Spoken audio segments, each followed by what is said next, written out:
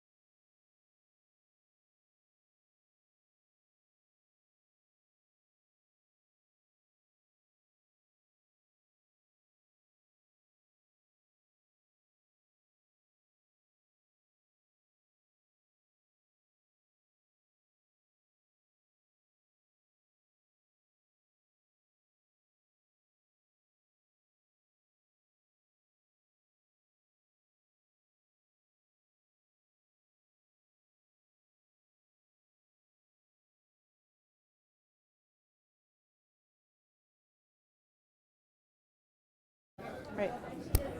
Okay. All right. Is the mic on? I think. Okay. All right. I say we get started. I just realized the time. All right, so I got to get my technology situated here, so bear with me. Hopefully, I'll have everything under control here. Oh, it would help if I kind of got a couple notes going. Thank you so much for joining me today. This is going to be fun. I got all kinds of. I've learned all kinds of technology these last couple days. So, all right. Well, hello everyone, and welcome to the session entitled "I Don't Know My Customers. Help!" And a lot of people were telling me that they actually came today because of that last word, help. So we'll see how that plays out. My name is Kim Peremski, and I am a principal consultant with a company called Applied Frameworks. I'm also a certified Scrum trainer through Scrum Alliance, and I became an Agilist and Scrum practitioner in 2008 after many years of not being one. We won't talk about those days. And I live in Charleston, South Carolina, originally from Baltimore. You might hear that accent pop up every now and again. But we've been living in Charleston for the last 10 years with my husband, my two daughters, my two Cavalier King Charles Spaniels. And I love living in Charleston because I'm about 20 minutes from my ultimate happy place, which is the beach. If anybody thinks I look familiar, you might have seen me on stage yesterday or today. I've been getting that all week. I sit down and people are looking at me like, you look really familiar. Have I met you before? And I'm like, were you at the opening session? You might have seen me there. So anyway, in case I look familiar to anyone. So I had an interesting revelation when I was preparing for this topic today, because there's so much that I want to share about the topic, and I realized there's absolutely no way I'm going to be able to fit all of this in a single hour. So in the course of preparing for the presentation here, I actually put together a multi-part webinar series and kind of entitled the same thing, and I'm going to be delivering this series over the course of the next several months. And I actually already recorded the first one and delivered it last month. So I would love if all of you would tune in, go to the Applied Frameworks website. You can check out that recording, and then you can join me for any subsequent ones that come along. And the idea is just very simple. We're going to break all of these topics down into more distinct parts. So you can follow me, link in with me. You can follow Applied Frameworks or what have you, and you'll be able to keep up with that series. So today's session, I kind of consider this to be an amalgamation of a bunch of different aspects of this topic that I would like to share. So I want you to think about it as I'm kind of giving you appetizer-sized bites and a little bit of interactive exercises along the way as well. And when I really thought about what do I want to convey today in this session, it's really a matter of why, who, when, and how. So why do we struggle to understand our customers? Right? Why is that so difficult? I mean, aside from not even trying, many of us are trying to engage with our customers, but we still kind of fall short with some of that. So why is that happening? Second why would be, why is customer understanding so critical to the profitability and the sustainability of our businesses? So two main whys there. And then I also want to explore a little bit about who should we be engaging, when should we be engaging them, and what are some tools and techniques that we can use along the way. So now, we've all heard those stories about the demise of companies that once dominated our markets and the world, our lives, everyday lives, like names like Kodak and Nokia and MySpace and BlackBerry. And I was actually reading a kind of an older article about BlackBerry and kind of what had happened to them. And they were talking a lot about how what customers valued had changed a lot over time. So they no longer valued the hardware aspects as much, which is what the BlackBerry was so known for, the little keyboard and everything. And they were focused more on the software and the applications that were on the device. They were a little less focused on the security and the battery life, and they were, again, more focused on that software. But the thing that really jumped out at me with this article was that one of the insiders of the company was quoted as saying, the problem wasn't that we stopped listening to our customers, it's that we believed we knew better than they did what they actually needed. And that just kind of blew my mind. I'm like, wow. So here's a company that actually, did go out and talk to their customers and just said, yeah, we know better than you do. We're going to just do our own thing anyway. And where did that actually end up?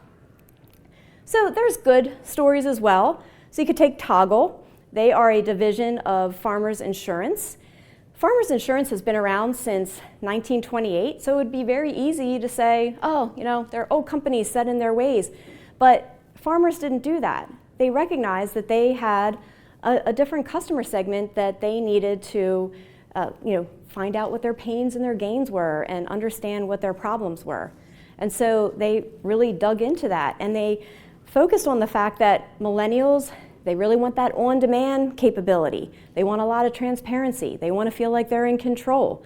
And so they created a whole new insurance product for renters where it's very on-demand, it's subscription-based, it is something that you can do very quickly on your phone, and you can even toggle up, here, if I add $1,000 more coverage, what would that do to my price? And be very transparent about how all of that works. And so they were able to kind of dig in and understand their customers a lot better. So, why do we struggle? I kind of lost my notes here. Hold on, what happened here? Hold on a second. There we go. Interesting. So there's a lot of anti-patterns that, in my years of experience, that I have observed that I think kind of is what causes us to not be able to understand our customers very well. Even though we try, we kind of fall into these traps. So these barriers. So in that webinar that I gave last month, I actually highlighted what I consider to be 10 barriers to customer understanding. And for the purpose of our appetizer bite session, I would like to focus in on the top 5 barriers that I see. So we're going to hone in on some of those. So number 1, I kind of already talked about this one a little bit, but claiming to know your customers better than they know themselves. And we do this all the time. We fall into this trap because oftentimes we are the customers as well. We work for a company and we use their products day in and day out, and we assume the same things. Well, I'm a customer, I already know how to use the product, and I already know what the gaps are, and I already know all of these things. And so consequently, and I even know more about the product than the customers do because we have this cool feature and this cool feature, and so we just kind of dismiss all of that, similar to what BlackBerry did. So that's one barrier for sure. So another is expecting your customers to tell you what they want. And that's kind of like saying, do you want fries with that? Right? How often do we act like we work at a fast food restaurant, taking orders from our customers, just tell me exactly what you want and I'll add it to the backlog and we'll get it done. And that's not what we should be asking. Instead, we should be asking why they think they need something in the first place. If you're asking me for something, then let me get to the root cause of that, because what I really want to understand are the problems that you are facing. So help me to understand that a little bit better. If we can understand our customers' why, then we can figure out what we need to provide to them. So that's another barrier. Third barrier, focusing on solutions, not problems.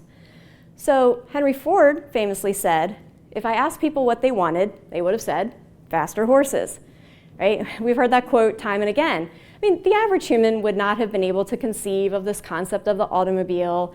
And so, but we do this all the time, right? We say, oh, we already have this existing solution. Let's, go ahead and try to force this on our customers, essentially, because, it worked over here, so it should probably work over here too. And that prevents us from thinking bigger and bolder and more innovatively. So we want to focus more on the problems, right? Henry Ford was thinking about problems. A problem like we need to get someplace faster, right? Horses have limitations, and we need reliable transportation. Horses get tired, they get sick. Sadly, they die, right? We need ease of maintenance. I have to board a horse. I have to pay vet bills. I have to feed the horse, right? So all of those problems kind of fed into what became a new opportunity in the form of a new type of solution. Number 4, not connecting with the actual end users. So this happens a lot as well. Sometimes it might be because maybe we work with a broker, and that broker often represents our customers. Maybe we work in a B2B type capacity. So the folks that we're actually selling to, it's another business, but the people that are actually using our product are, once removed from that. And that creates this missing link.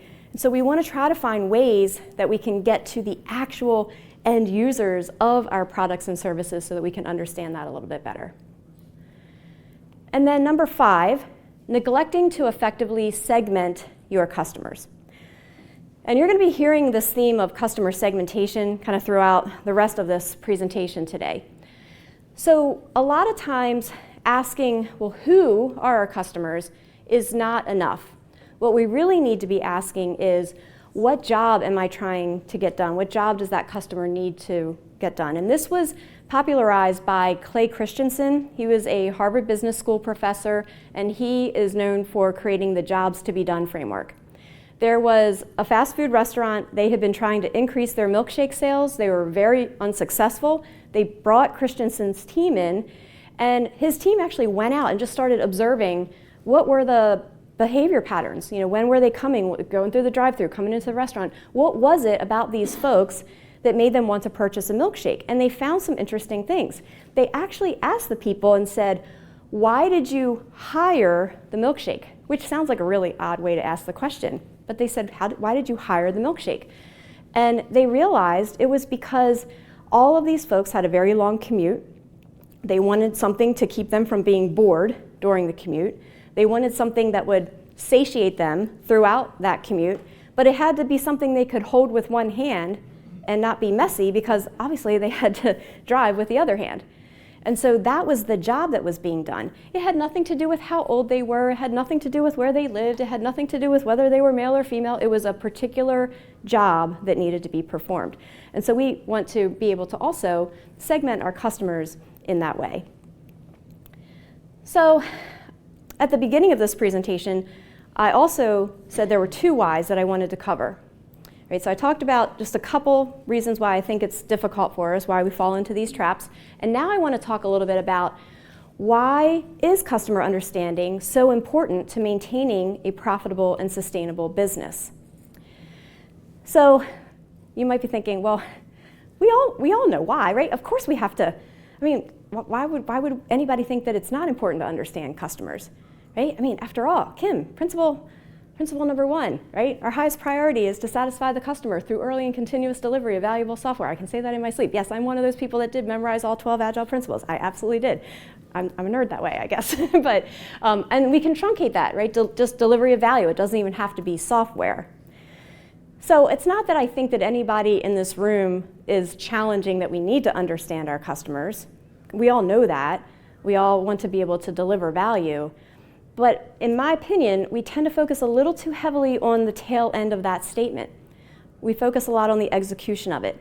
So consequently, we want to deliver things, well, right? We want to deliver we want to deliver things in a right way with high quality, and we want to deliver it faster. But we get so caught up in doing that we fail to look at, well, who are we actually delivering this for?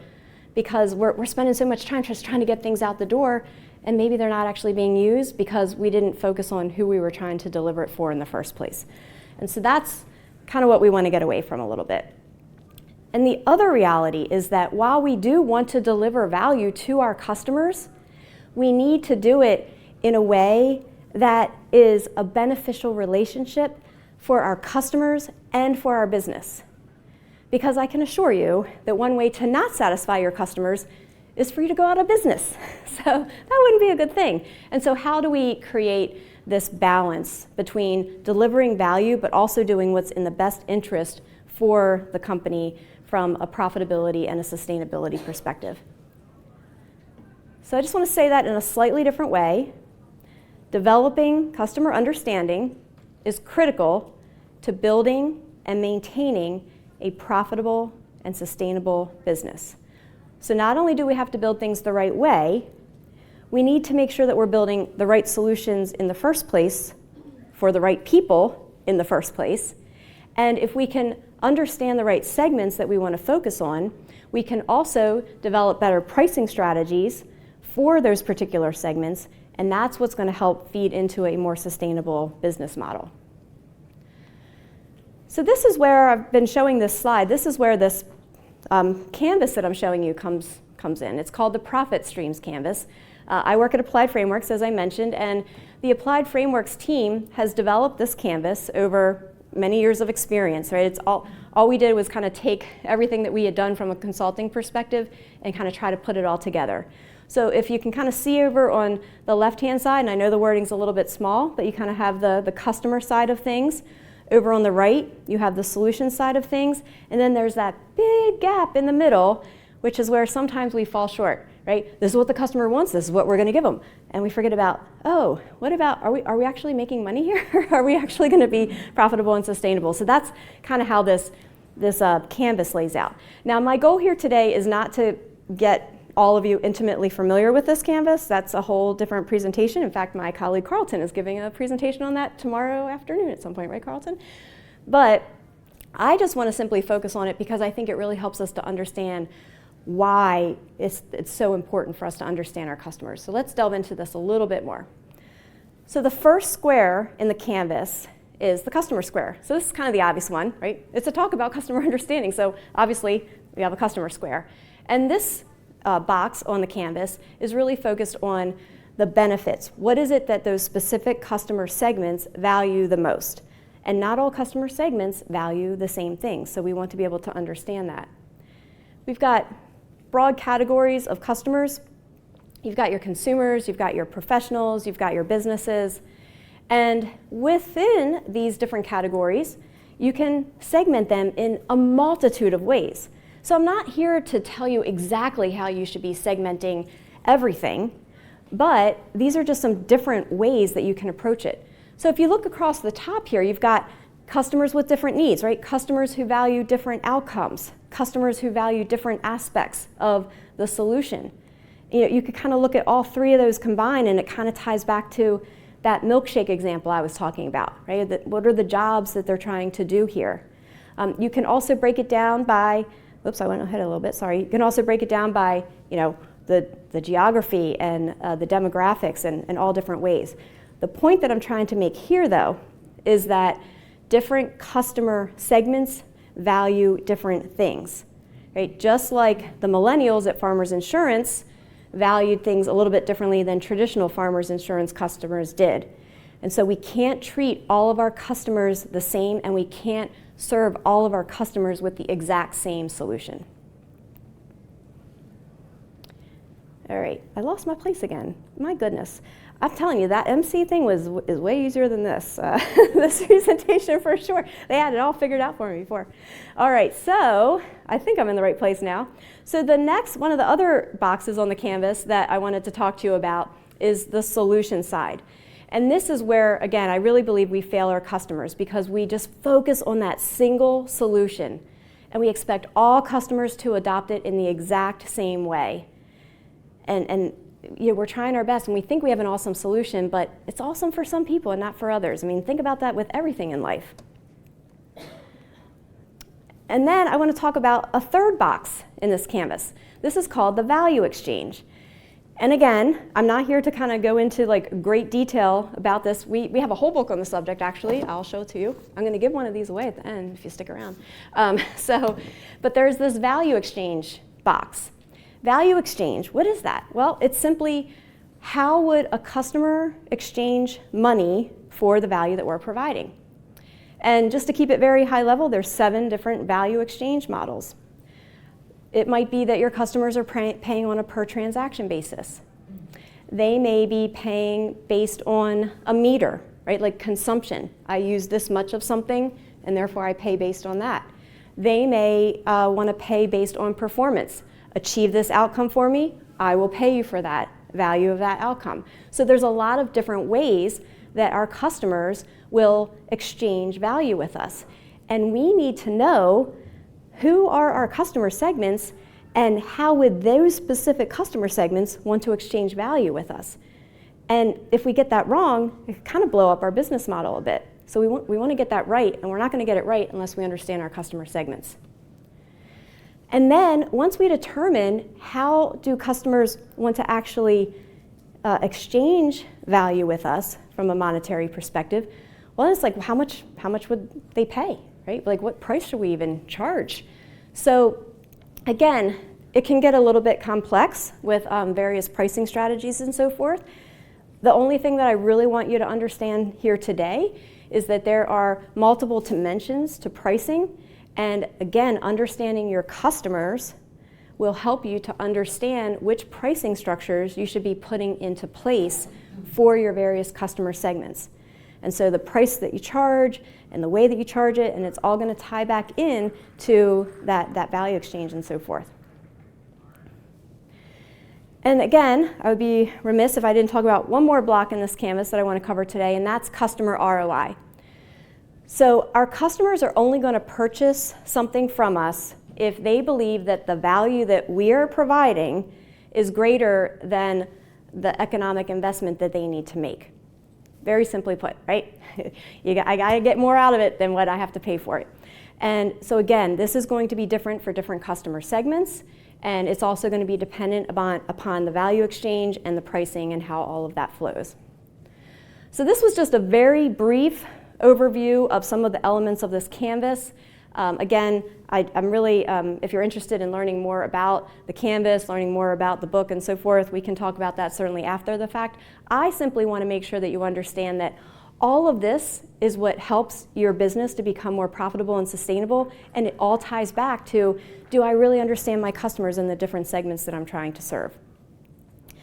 So in that regard, it helps us to segment the customers. It helps us help them with their customer ROI. It helps us to understand how we can exchange value with them, the pricing structure and policies that we want to put into place. How can we best deliver value through the solutions? Because once we understand what they actually do value, then we can give them those right solutions, and then we achieve higher customer satisfaction, we maximize profitability, and we therefore ensure the sustainability and profitability of our business as well. So I spent a lot of time talking about why. Hold on a second here. I'm getting a little, there we go. And now I want to talk about who. And yes, it's like, now that I think about it, it's kind of corny. Like I put the owl, who? Okay, like in hindsight, like, okay. But yeah, maybe I was doing this presentation too late at night. I don't know. but who should we engage? So when I think about, when you think about customer research, I do want you to think kind of at a macro level of a couple of different overarching themes. So one of them would be, what is the investment that you can make? Because we would all love to be able to say, oh, I want to do this, great big research thing and so forth. And guess what? We're probably given a budget this big and the costs are probably this big. And so we always have to take into account at the highest level, what investment are we able to make into doing any kind of customer research? The type of budget that you have, the cost that you have is going to determine the research that you can perform, the various techniques that you can perform, and who you can perform them with. Additionally, timing. We always all have timing. We all have deadlines. We can't get away from it. We have market rhythms, right? Like the holiday season would be a market rhythm. And so, if we're trying to get something out by Christmas, for example, well, that would be a market rhythm. And so we're up against that. It's sort of a deadline, but we call it a market rhythm. And sometimes we want to get faster feedback because we're trying to fulfill learning loops in a very quick way. So you want to kind of keep timing in mind. And then also proximity. So how direct are your insights? So again, depending upon the techniques that you choose is going to determine, well, how close can I actually get to the customers that I actually need to talk to? So those are some high levels. And this kind of gets back to that barrier number 4 that I was talking about, right? Sometimes we're maybe working with a broker or we're a B2B or what have you. And so we want to make sure that we can get as close as we can. Now, of course, there's many other factors that we can consider when it comes to customer research. And basically, I want to just introduce you to a very simple technique for how you could evaluate customer segments for your business. So we're going to do a little practice exercise, and we're going to use a case study. I'll admit, I think I kind of want this product for myself, so if somebody wants to go out and build it, I could probably really use it. So, I came up with this idea. It's called Wardrobe Wizard. So Wanda is the owner of a small chain of women's clothing boutiques. She has one location in each of 3 neighboring states. She has observed that many of her customers have extensive wardrobes, that's me, but lack the skills and vision, that's me, to maximize their wardrobe's potential. So to better serve her clients, she would like to introduce an additional passive revenue stream that she's considering, and it's to create a mobile application that will offer styling advice and allow users to maximize the inventory of their closets. Doesn't that sound pretty cool? Like, I really want this, actually. Before making a significant investment in developing the application, she wants to conduct some interviews and do some experiments and so forth so that she can figure out what are the most impactful problems to solve for. And she's identified a couple of different customer segments that she might want to reach out to do some research. And she needs some help figuring out which customer segments should they be. So one customer segment could be her current boutique customers. These, she's looking into folks that have made purchases at least twice per quarter. There's about 500 female customers, and they typically have an expendable income for clothing. She could also reach out to and do research on young professionals between the ages of 21 and 32. Now, these would be both male and female, and she would generally want to target ones that have an income of less than $75K per year. But then Wanda also follows a bunch of style consultants on Instagram, like these independent stylist experts and everything, and she thinks, well, there might be something there too, right? She might be able to get some good research out of those folks because they're always giving advice anyway for different clients. So those are the 3 customer segments. And what Wanda did was she put together this weighted criteria matrix. So this weighted criteria matrix, she came up with 5 categories, 5 criteria, and she gave weights to them. So if you can see here, we've got what is the strength of the relationship with this particular customer segment? What's the market size, right? How big is it? What's the urgency for a solution for this particular segment? How technologically savvy is this customer segment? Because obviously it's an app. And how accessible are these folks to me? And then she gave them a weight, right? So a 3 for the 1, a 5, a 10, a 7, and a 3. And so what we're going to do, you're going to help Wanda, and at your tables, you actually have a version. Don't get started yet, I'll tell you in a second, but you have a blank version of this. And what I would like for you to do is to get into pairs or groups of 3 or what have you, and just walk through each customer segment and give a score for each category from 1 to 5, where 1 is the lowest and 5 is the highest. So for example, current boutique customers, we might say, oh, well, she probably has a really strong relationship with those folks. Maybe we'll give that a 5. And then you kind of do that all the way across. And then you want to use the weighting. So if you gave a 5 in the first post-it, but there's a weight of 3, well, that gives you a 15, right? 5 times 3 is 15. And so you would put 15 in the yellow box. And then you would add it up all the way across. So let me give you another example that I have. I filled in a basic one, assuming that I gave all 1s all the way across. Right? So if the strength of the relationship, we said it was low, that would be a 1. 1 times 3 is 3, right? 1 times 5 is 5. And then when we add up all of that, we get a 28. After you've filled out this matrix, whatever customer segment has the highest score would be the segment that you would ideally want to go with. So I want to give you all an opportunity to practice this. So we're going to take about 10 minutes and go ahead and break into pairs or groups of 3 and try to fill out this weighted criteria matrix for these customer segments. Now, for the folks that are following along at home, I'm going to leave this blank screen up. I realize it's not as ideal, but if you want to go ahead and just jot down some numbers on some blank paper and kind of fill this out as you go, you can come up with your calculations as well.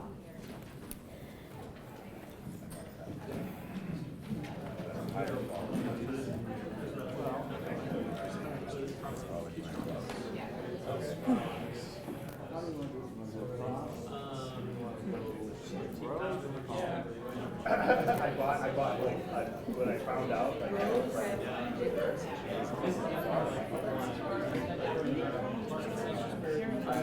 Like, is this amazing? And she's like, no, it's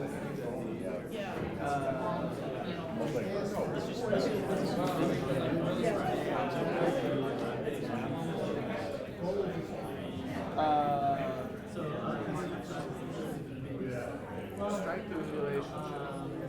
So I think this is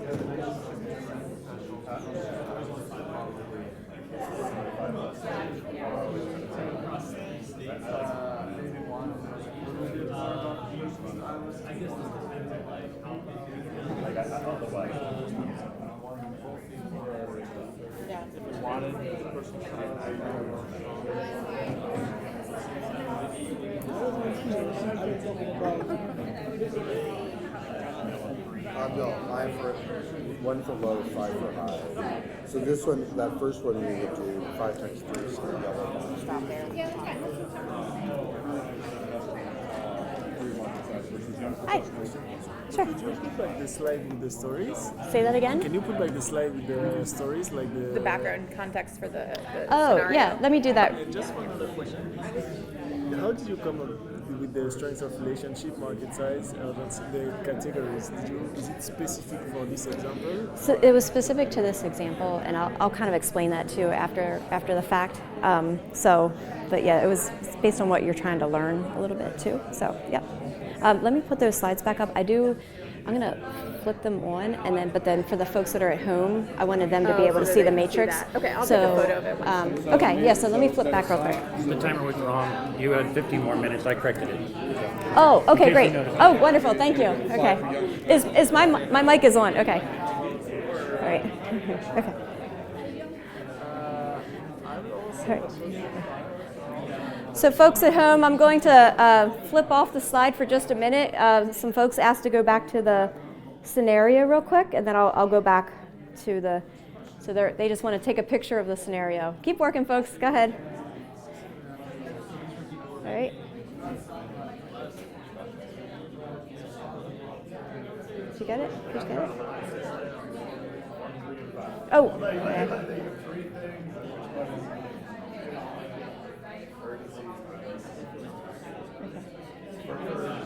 existing customers? Yeah. For existing store customers. All right, good? Okay. All right, and now I'm going to flip back to the, yeah.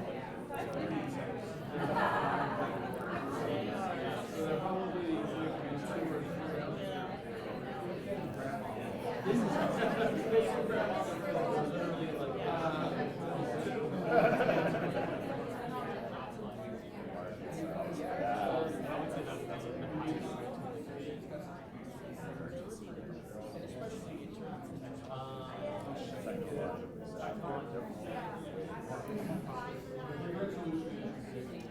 do you know what her current customer's technical needs are?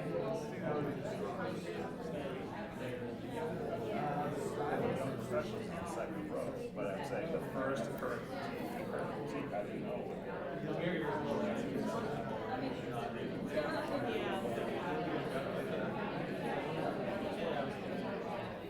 And accessibility to that is I think I'm on. Just checking to see how you doing. Oh, I'm fine. I guess I'll. Okay.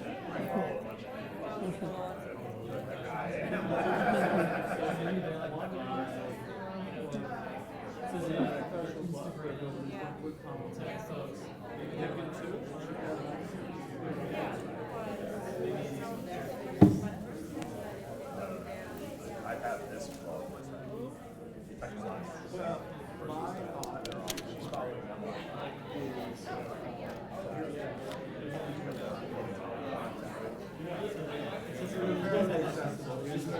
We could like block her, like, you know what I'm saying? Bugging me. Yeah, I want to talk to her. Yeah.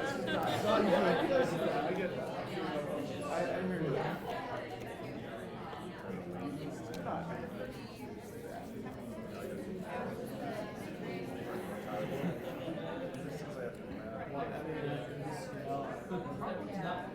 mean, I can tell you right now.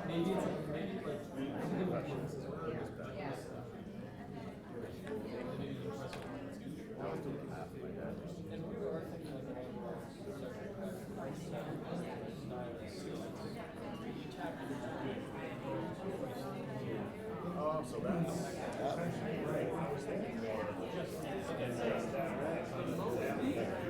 Good. Okay.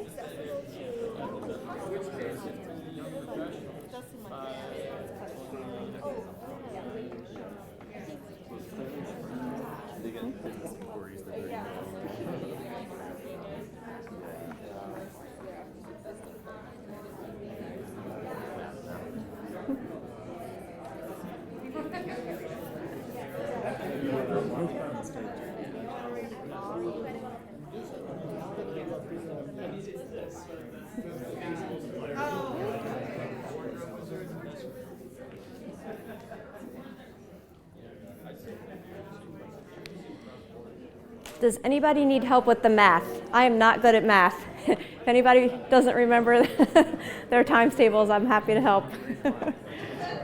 It'll probably be wrong. It's close enough, right? I know, it's scary. It's a scary thought, right? All right, I think most folks are finishing up. Give me a show of hands if your group is finished, please. Oh, a bunch of folks still working. Okay, we'll take another minute or two. Or they're just talking. One of the two. Could be. so we don't know, right? All right. So you're saying accessibility? That's why it's right. You certainly can't rule it all. You have to figure out.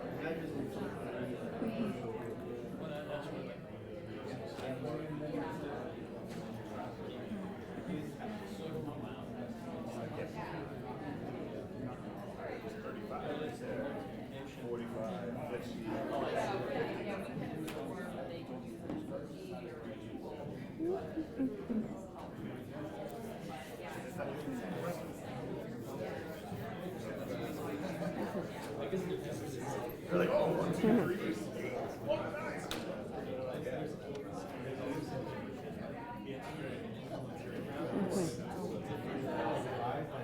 How about carries on the point? We'll just take about 30 more seconds. I think most folks are wrapping up.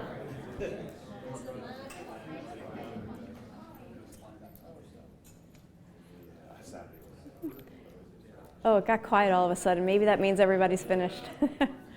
All right, how are we doing? Are we finished? Everybody good? All right, I'm getting like weird hand raise movements here. So, all right, let's go ahead and move on. So, if your small group came up with the highest score for current boutique customers, please raise your hand. Okay. How about who came up with the highest score for young professionals? Oh, a lot of people had that. Okay. And how about personal stylist? All right, a couple folks had that. All right, so here's what I came up with. There's no right or wrong though, folks, right? This is very subjective. And this is the thing. Even though it is subjective, the value is in the discussion. Right? There's obviously some level of value in the outcome of the numbers, but the real value is in the discussion, because now you're starting to kind of hash out and really talk about, is this the right segment that we should focus our time and energy and budget on? Also, I would not be expecting you to fill out this matrix in a vacuum, right? Well, you want your team engaged in this, right? So you want to get different perspectives and different thoughts on this. I also had a great question in the back. Someone had asked me, how did you come up with those categories? So again, this is really intended to be a team activity. These are categories that Wanda, or Kim, came up with based on what she was trying to learn. And so things like, oh, would people use a mobile app? Well, obviously, technological savvy, might be a strong indicator of that. And so you can use whatever categories you want. It's specific to this particular example. But the idea is that if you're working with your team and you're deciding what is it that we ultimately need to learn, you can identify some of those primary categories that you would want to use to rate your customer segments. And then also the weighting, likewise, right? Which is more important than others. So while there's no right or wrong, and it is definitely a more qualitative activity, I do feel like there's some quantitativeness in it because you're comparing apples to apples. So it's just a very simple tool that you can use to make sure that you're not unintentionally biasing your activity or your thought process. So that's the idea there. All right, so I don't really have a corny picture for the next one, but I do want to talk a little bit about when, right? We just talked a lot about why. We talked a little bit about who, and I want to talk a little bit about when. And to do that, I want to talk about the solution lifecycle. So this is a typical solution lifecycle for a successful product. Okay? All successful products kind of follow this same S-curve, where they start off with new solution development, and then it moves through the innovators. They're the ones that, well, I'm going to date myself, but I remember like before we had VCRs, and when VCRs first came out, I remember my uncle paid like $900 for a VCR. He was, one of either what you would consider an innovator or at least an early adopter of the technology. The majority of the population are like, I'm not paying $900 for a VCR, and we waited because we thought he was crazy. And so then you kind of get into the early majority, and then the late majority, and then the laggards. And your product might be anywhere along this solution lifecycle. And regardless of where your product is, you still need to be doing customer research. You still need to understand your customers.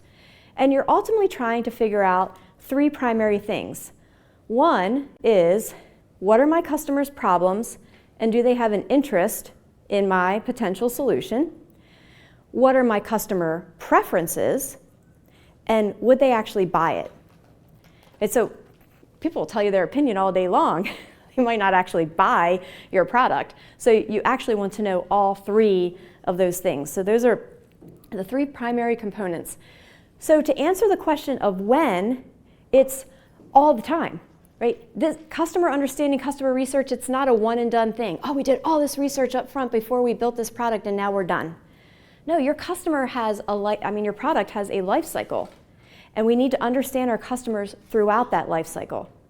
Now, obviously, we want to understand more of that willingness to buy as early as possible, because we don't want to invest so much money that and then find out like way late in the game that nobody wants to buy it. When it comes to understanding customer problems, customer interest, and their preferences, we can be doing this at all of the different stages.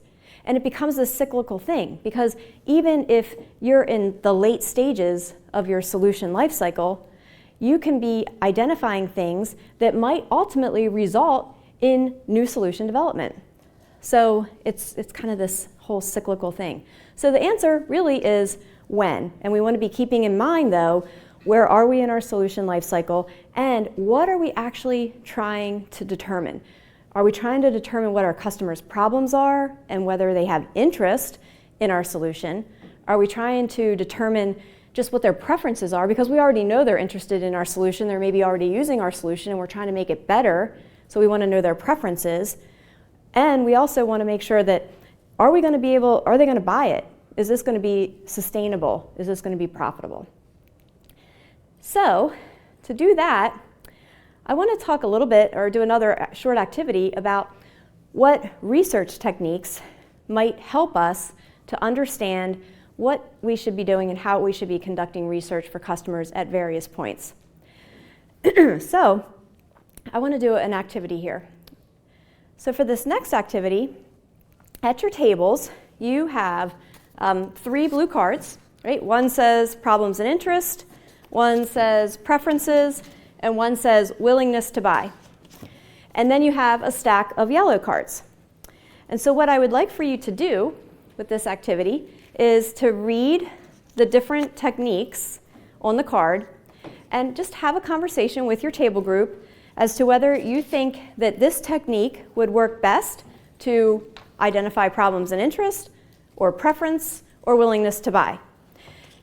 Maybe there's a few that are overlapping. I mean, I could have just done all these in slides, but I felt like that would be really boring for me to just talk about these, so I thought it'd be a lot more fun to do it in a card activity. So we'll take a few minutes and just try to get through as many as in the stack as you can, and just try to sort them into the categories that you think are best. Remote participants. I know it's not as fun, but I'm going to put this slide up. If you are joining us virtually, you can read what is on the slide is the same thing that are on your cards. So the folks that are in the room can just keep working with their little cards. For the remote participants, you can just look at this slide, and if you want to just jot down on a piece of paper, like, oh, okay, for number 1, I think it fits into whatever category, and they're at the top: customer problems and interest, preference, or willingness to buy. So feel free to follow along with this activity at home as well.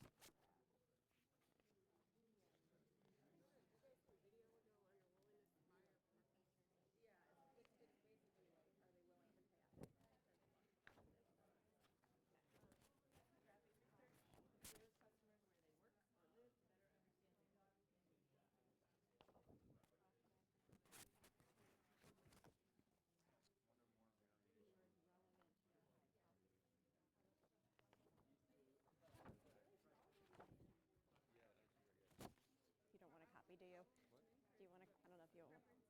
Huh? I'll just put an extra. Oh, I think I'm good. It's fine.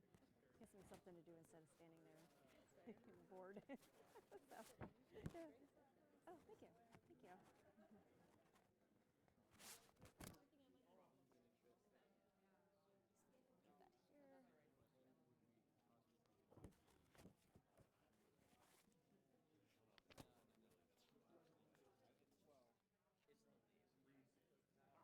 It's because I know how this enterprise software feels.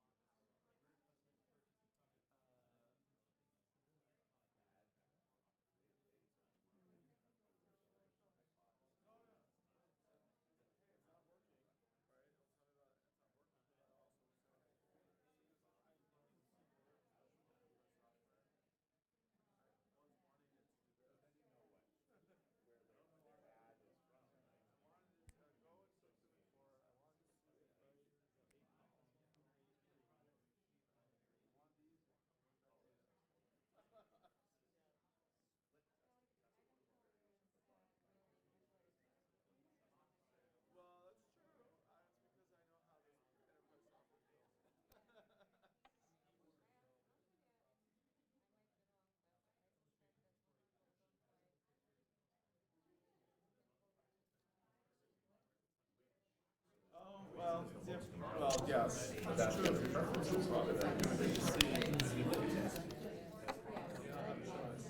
I could. Yeah. But if it's more pieces, It certainly could fit under preferences. Right?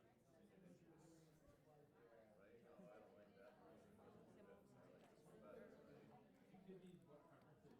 Right? I think William, it's tough with Williams divide. I think it's one of these two. no, I'm gonna talk tomorrow. There's Matt. That is a hard time to have a talk. It is. Yeah.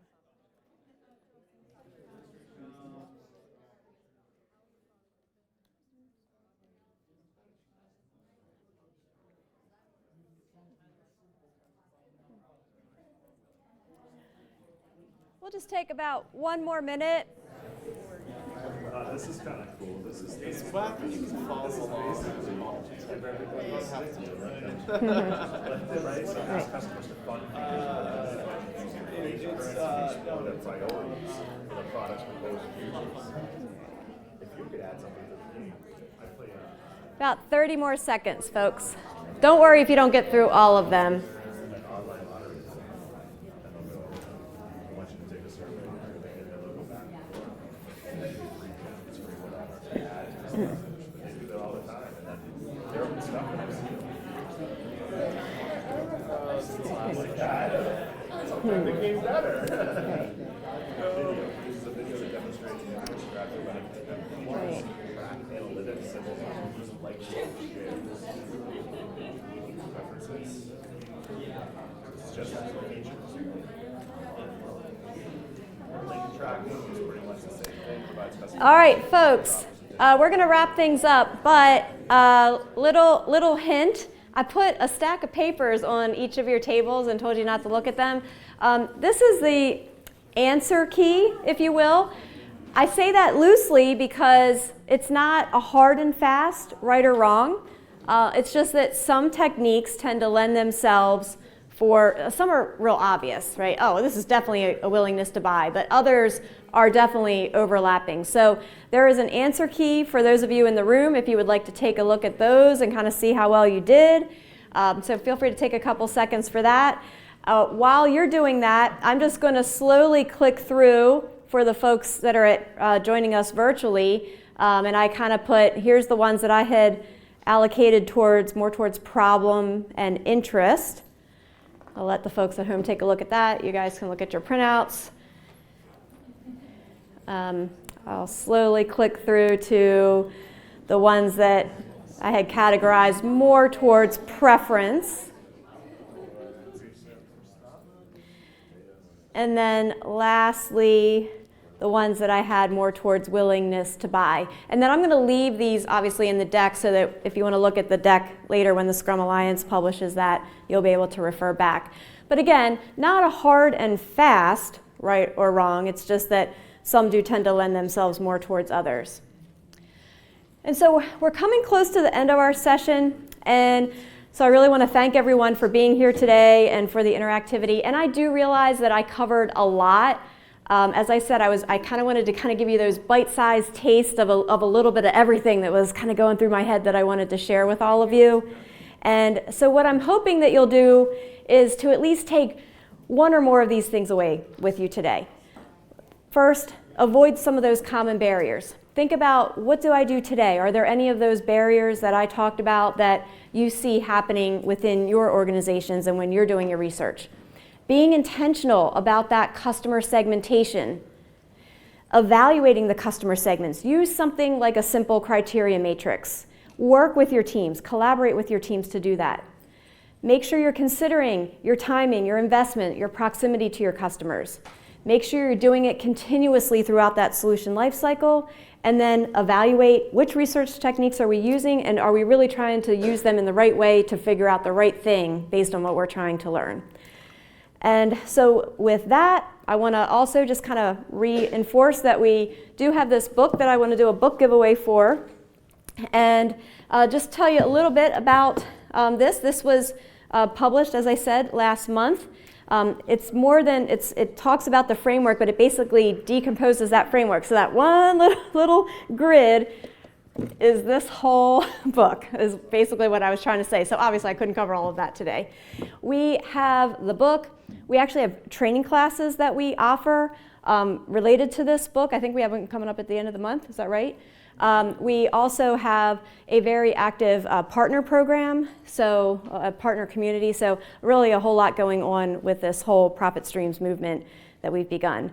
And so I would love to actually give away a book to someone here. I checked today on Amazon. This book is $71.64. So there's a couple things though before I do the giveaway. So number one, I have actually, I feel bad saying this, but I have been at conferences where I have been given a book that I don't really want. So I get it. I'm not going to be offended if you're like, this is not for me. Number two, if you are an overpacker like I am, you were like, what the heck is she thinking? I don't want to put that in my suitcase. I do want someone to take it home because I don't have room in my suitcase to take it home. But I realize that a lot of you, do not want to take this home in your suitcase. I also would love to kind of focus on folks who are in a product role, right? This is really powerful for product managers, product owners, VP of product, whatever kind of product role that you're in. So if you are still interested after all of that, why don't you come up? There's a yellow ticket on your tables. So if there's just one of you at a table that wants it, you can fill out your name. I have a few other up here, and we'll do a really quick raffle to wrap things up. And with that, I again just want to thank you so much for your time and attention today. Oh, Joel's holding up. We also have postcards on the tables for the book as well if you're interested, if you weren't one of the lucky winners or you just didn't have room in your suitcase, whatever it might be. So thanks again, folks. I really appreciate it. Anybody that wants to fill out a raffle ticket, come on up here, and we'll do a quick little raffle. I've never done this way before, so this is new for me. Oh, all kinds of firsts for me today. Product owners for the same company, so we're gonna. All right, so you're gonna share it if we win. Carlton, did you literally put your name? Or was that No, somebody that's else? not me. Oh, okay, I was going to I say. just put my own name in Or hold on, I'm going to need. Yeah. All right, hold on. Thank you. All right. All right, go ahead. Fold it up. Fold it up. Yeah, we're going to do a little raffle You here. want to draw it out? Oh, hold it. Put yours in. All right, hold on. No, All you right, wanna hold on. draw it? Any other raffle tickets? Anybody else? Come on down, fold it Go up. ahead. All right. Any other raffle tickets? All right. Fold it up. Let's fold it all up. Yep. Okay. All right. Go ahead. Yeah, that's good. All right. Any others before we do the drawing? Yeah. All right. I'm going to let Carlton do the drawing. Hold on. Wait. Let's shake it all up. All right. All right. Okay. You're tall. I'm going to hold it up high. All right. Ready? I feel like I'm at the Price is Right. Like, I oh, know. which one's the X, right? All right. Alonia? Alonia? Where'd she go? Alonia? Yay! All right. Woo! Awesome. Okay. Fantastic. All right. Well, congratulations. Where did I put the book? Anyway, here we go. You obviously are very good at packing. So. Actually, I bought additional baggage. So Oh, perfect. I'm ready to take it with me to Ukraine. All right. Well, congratulations, and this is for you. Perfect. Thank you very much. You are so welcome. Thank you again for attending. Thanks, everyone. Really appreciate it. Bye-bye. Take care. Wait, don't tell your presentation looks like. What it looks like?